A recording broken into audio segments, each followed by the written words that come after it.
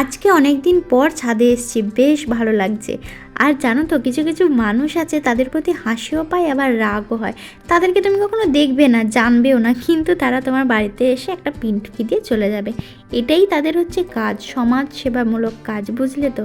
মানে কার বাড়িতে কি হচ্ছে না হচ্ছে এটা তাদের বেশি প্রায়োরিটি, নিজের বাড়িতে কি হচ্ছে সেটা জানার কোনো দরকার নেই।